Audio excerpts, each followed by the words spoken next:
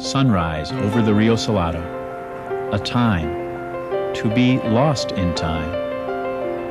The sunrise is eternal and brings with it the hopes for a new day. That new day is here now in Tempe. But to fully understand the present and beyond, we must first go back.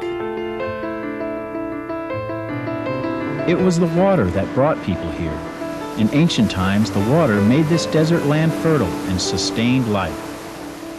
And as this desert land eventually became Tempe, it was the water that drove the flour mill and helped this community to build and to thrive.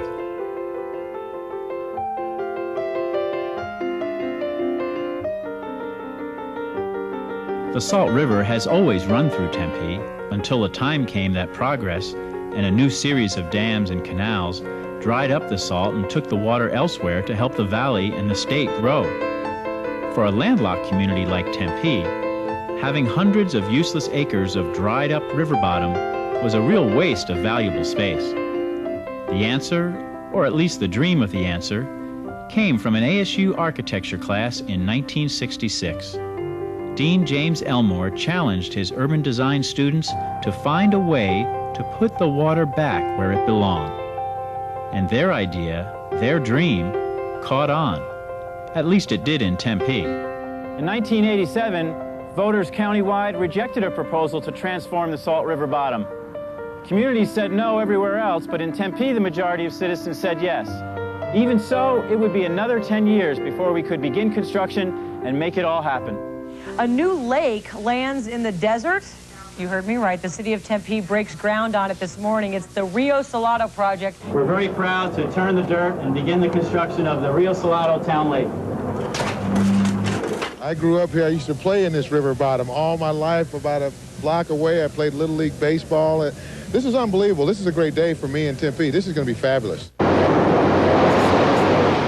So just how did we build a 2-mile-long lake in the middle of a desert? Not by ourselves, that's for sure. This has been a public-private partnership from day one.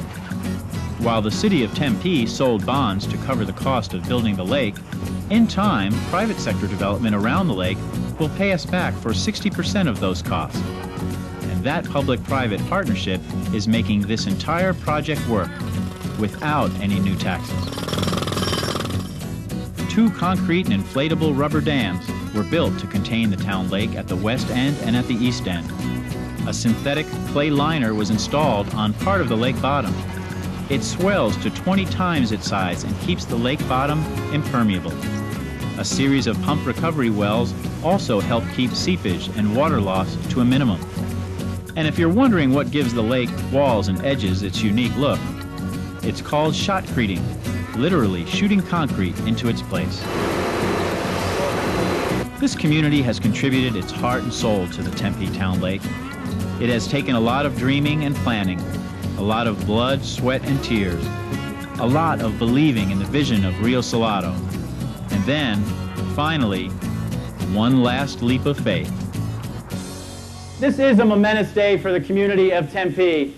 So if you would help us, our history is going to come full circle here, and we are going to make the Rio Salado a river once more. Please count down with us. 10, 9, 8, 7, 6, 5, 4, 3, 2, 1, and we'll crank them. For anyone who dared to dream that the Tempe Town Lake could someday be a reality, seeing the water flow into the lake on that first day was absolutely magical. And now that it's full, seeing what is truly a work of art in all its glory is the thrill of a lifetime. Many people don't realize that the Tempe Town Lake was actually designed as a flood control project. On top of the concrete dam structures are these air-inflated rubber bladders that actually control the water level and contain the lake. In the event of a major flood or water release, the bladders are deflated, the water flows through, and then the bladders are reinflated at the end of the flow to recapture our Tempe Town Lake. But you know what they say, one person's flood control project is another's recreational paradise. And that truly will be the town lake's lasting gift to our community. acres of park and restored natural habitat, miles of paths for hiking and biking, and a lake that's like nothing you've ever seen before. A place to come and play, to enjoy with family and friends, to explore the beauty that surrounds us, and of course, to keep dreaming.